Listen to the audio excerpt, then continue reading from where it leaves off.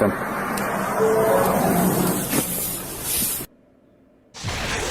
Hello and welcome to True Crime Rocket Science, the most authentic voice in true crime. At 29 minutes and 10 seconds into the footage from Law and Crime, that's of the Bodycam footage, and just over a minute past 3 a.m. in the morning of November 13th, as the officer walks to his vehicle to jot down a citation, a vehicle can be heard passing by. Unfortunately, the Bodycam only captures the audio of the video passing. Was this vehicle the white Hyundai? Well, that's exactly the way we need to think about this footage and other footage. What are we seeing? What's relevant? What isn't? What's noise? What is the signal in the noise? Was it captured on the other officer's body cam? The second plainclothes officer can be seen on the right-hand side, and that red dot, that red light, is his body cam. And clearly, it's on. Now, we don't know which way the second officer was facing after the first officer departed, but it's possible he stood somewhat square with the three young drinkers, and if so, his camera may have picked up a visual. It may have been orientated somewhat towards the road. Before we get to the rest of this episode, if you haven't subscribed to the channel, please do. Please share, and you can also like and leave a comment, right? And let's get started.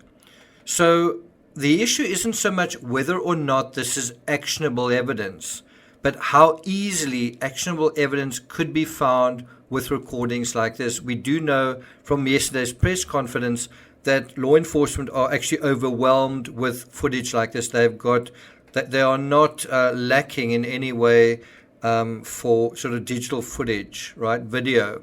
They probably have body cam, they've got CCTV, they've probably got video and recordings and photos from students as well. What you want to look at in a recording like this, and it's the same thing officers would be doing in the recordings they have, is they would be noticing just how little vehicular traffic is going on during that 45-minute recording.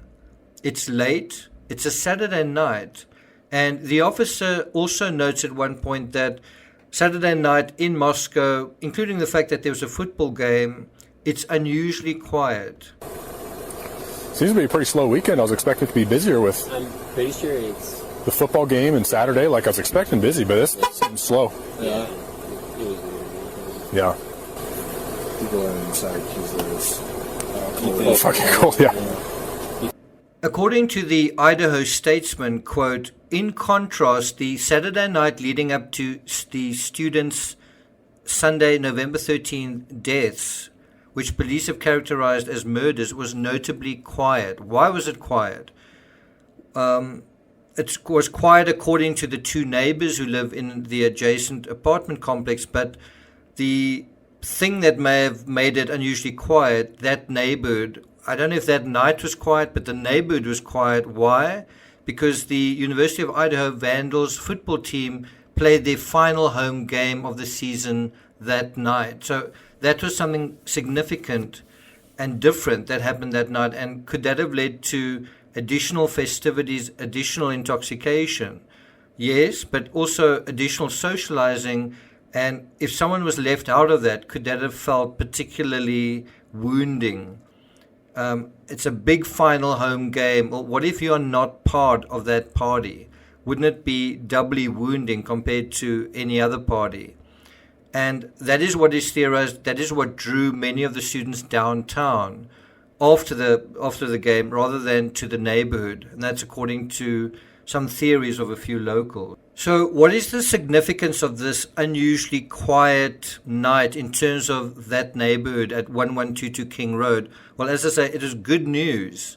It's good news in terms of looking out for a vehicle that shouldn't be there. It's good news in terms of noticing someone walking around by themselves, someone not carrying bottles of beer, someone perhaps wearing dark clothing, someone sort of skulking around, or just someone driving around on their own in that part of town when they really shouldn't be there. Something else to mention in Law and Crime's assessment of the body cam is that at 3:37 in their video, which was 3:12 a.m. and about 20 seconds or so, 30 seconds, 4 people can be seen running on or near the road in the background. You literally see the silhouettes of 4 individual heads passing in front of a light. This is one of them, and this is the image zoomed out. I'll put a link to in the description where you can watch that moment. As I say, it is 3:37 in their video.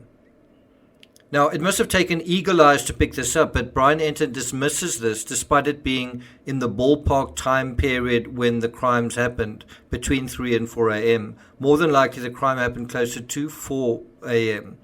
But I think when Brian Enton says the entire body cam was released, not because it contains evidence, but because it doesn't, one is inclined to dismiss all of it. Is it just a decoy to preoccupy social media? Now, I tend to echo Brian Enton's statement that, and I would normally brush off the body cam as a non-story, but there is some analysis we can do to test our observation and critical thinking skills, and also get some insight, unexpected insight, into this crime, even if it's not actionable footage. For example, what do we notice in this image and the image below it? What do you notice about the 3 individuals in this footage? Besides the context, where they are, what time of the morning it is, what do we have here? We've got 3 young dudes, some involved, I guess, in underage drinking, and one acknowledging it had 8 beers. Beers, not, in other words, cheap alcohol. And and then we can see an ordinary dress code, what an ordinary dress code would look like, what it would be for the night. Basically an ordinary innocent dress code. And so that makes you wonder what wouldn't be ordinary and what wouldn't be innocent. So walking around with beers would be innocent. Wearing jeans, flannel shirts, no gloves, maybe a cap, maybe not, all possibly innocent. Dressed casually and sort of visible, innocent. We also notice the footwear, and incidentally, we can clear all 3 of these individuals in terms of suspicion on site, simply based on their clothing, not being wet or bloodied or torn in any way. And that is a difference that we can obviously see in the Delphi case.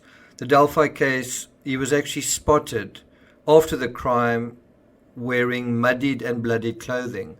So did anyone spot someone in this case late at night in bloodied clothing? Did any CCTV pick something like that up? So we also noticed the footwear, and obviously the culprit had to have walked through the scene, left shoe prints in the scene, and possibly try to wipe some of them away. But is there one shoe print that they can find, possibly in the bedroom, inside the bedroom, not in the main traffic areas? The other thing is, can you see in terms of this footage, the guys are wearing a lot of white. Well, you would clearly see scarlet or dirt on that material, which suggests the killer may have worn dark clothing, jeans perhaps, but not a white shirt.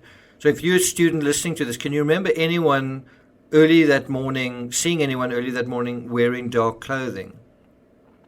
It also makes one wonder if this crime was premeditated, if the killer chose his moment, waited for everyone to be asleep, watched and waited for bedroom lights to go out, and perhaps also chose the right shirt for the incident. Just how spontaneous was his rage? Just how out of control was his rage? How long had it built up? And was it fueled by beer, by drugs, or by his own thoughts, or both? Whatever the clothing the culprit wore, he likely left some clothing fibers on the scene, and one would imagine dark clothing fibers would need to be checked more carefully than, say, pink fibers. Does that make sense? Also, you can see in the footage it was cold, but as you can see, these guys are, if anything, underdressed. Would the killer have arrived with just a knife in his hand, or would it be part of a sheath and belt? Imagine how obvious these kids would be if one of them had, say, a K-bar knife on their person. Well, if they did, where would they put it? Would they be able to conceal it? So, did the killer bring a backpack, or did he have a backpack in his vehicle? If he had a backpack, did he use gloves? Did he get rid of any clothing somewhere? You would imagine he had to, unless he lived alone and simply washed them.